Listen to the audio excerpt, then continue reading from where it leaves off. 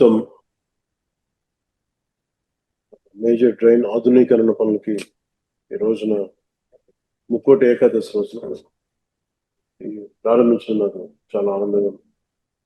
దీనికి విచ్చేసిన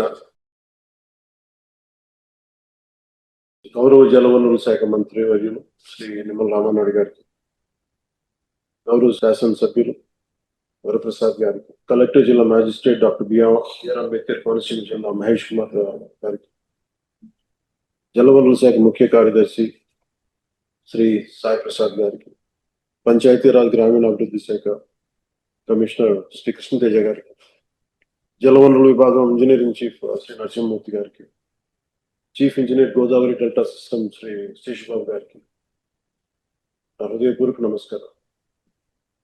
ఇది సుబ్రహ్మణ్య షష్ఠి రోజున ఈ సమస్య ఆ రోజు నేను వచ్చాను. రైతు సోదరులు చెప్పినట్టుగా ఇది ముక్కోటి ఏకాదశికి ప్రారంభం చాలా చాలా ఆనందం.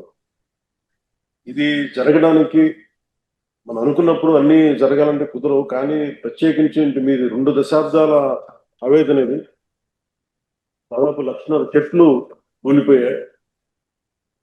ఈ తలలు బాగు చేసిన చెట్లు మన కేశవదాస్ పాలన చూసినప్పుడు మనం వచ్చినప్పుడు కోనసీమని కొబ్బరి తోట లేకుండా ఊహించాం. అలాంటి కోనసీమలో తలలేని మొండెంలాగా ఆ రోజు కనిపిస్తే చాలా బాధ అనిపించింది. వెంటనే మంగళగిరి వచ్చి గౌరవ ముఖ్యమంత్రి గారికి తెలియజేసి వారికి 2 దశాబ్దాలు ఉన్న సమస్యను విన్నవించిన వెంటనే వారు కనీసం 45 రూపాయల్లో ఏదో ఒక కన్స్ట్రక్టివ్ ఒక యాక్షన్ ప్లాన్ తీసుకోవాలి సార్ అని ఆయనకి రిక్వెస్ట్ చేస్తే ఆయన 45 రోజులు కాదని చెప్పి దాదాపు 34 రోజులు 35 రోజుల లోపే ఆయన మనకు కావాల్సిన 20,77,00,000తోటి ఈ రోజున ఈ డ్రెడ్జింగ్ పనులు ప్రారంభించడం, 8 కిలోమీటర్ల వరకు పూడిక తీయడం, 14.5 కిలోమీటర్లు గట్ల నిర్మాణం చేపట్టబోతున్నాం.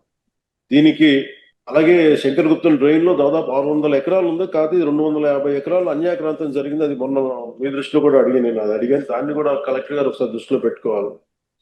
ఈ రోజున మనం ఇంత ఆనందంగా ఇంత సమర్థవంతంగా చేయగలుగుతున్నాం అంటే దీనికి ముందుగా మనం కృతజ్ఞతలు తెలుపుకోవాల్సింది గౌరవ ముఖ్యమంత్రి శ్రీ నారా చంద్రబాబు నాయుడు గారికి. మనస్ఫూర్తిగా రైతాంగం తరపున, కోనసీమ రైతాంగం తరపున, మనందరి తరపున వారికి నా హృదయపూర్వక ధన్యవాదాలు, హృదయపూర్వక నమస్కారం.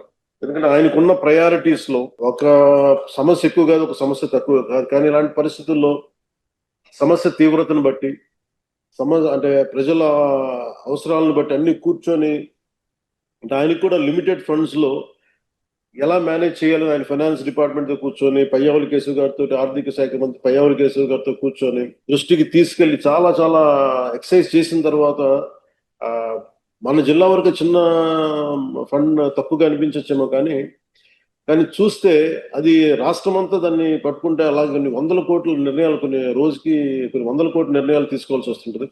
ఇలాంటి పరిస్థితుల్లో కోనసీమ రైతాంగానికి, కొబ్బరి తోటల రైతాంగానికి ఆయన గౌరవ ముఖ్యమంత్రి గారు అండగా ఉన్నందుకు నారా చంద్రబాబు నాయుడు గారికి మనస్ఫూర్తిగా మరోమారు ధన్యవాదాలు తెలుపుకుంటా ఉన్నాం.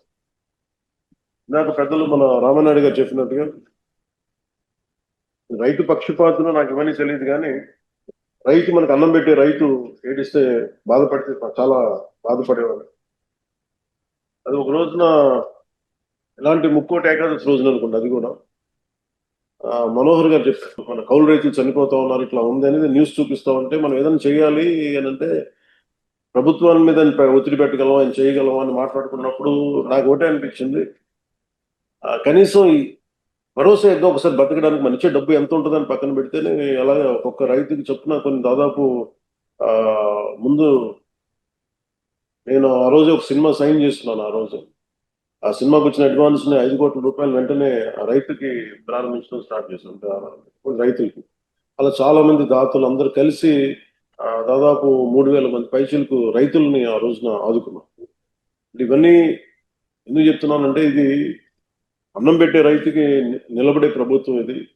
వ్యక్తిగతంగా నా ఇష్టం కావచ్చు, అలాగే గౌరవ ముఖ్యమంత్రి గారు కూడా చూడొచ్చు. ఎన్ని ప్రాజెక్ట్స్ ఉన్నాయి, రేపు పోలవరం ప్రాజెక్ట్ రాబోతుందంటే ఇది రైతు కన్నీరు పెట్టని రాష్ట్రం అవ్వాలనేది ముఖ్యమంత్రి గారి ఆకాంక్ష. ఆ దిశలోనే మీరు ఇబ్బంది పడుతున్నప్పుడు శంకర్ గుప్తం డ్రైన్ కి ఆయన దాదాపు 20 కోట్ల 70 లక్షలు ఇచ్చినందుకు మనస్ఫూర్తిగా వారికి మనందరం కృతజ్ఞతలు తెలియజేసుకోవాలి. అలాగే రాజోలు వచ్చిన రోజునే సముద్రం పోర్టుకి మరో కొబ్బరి చెట్టు పొడవక ముందు యుద్ధ ప్రాతిపాదికన చర్యలు తీసుకోవాలని నేను అనుకున్నాను.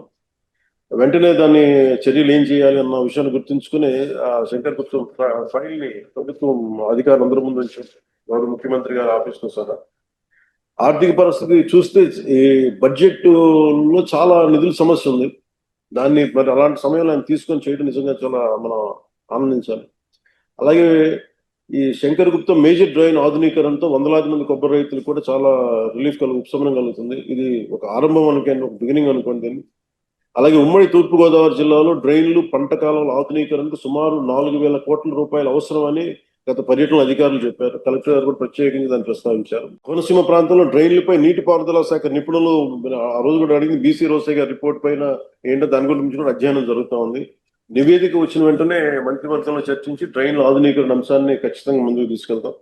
అలాగే కూటమి ప్రభుత్వం రైతుల సంక్షేమానికి ముఖ్యంగా కోనసీమ కొబ్బరి రైతుల సమస్యల్ని పరిష్కారాన్ని కట్టుబడి ఉంది.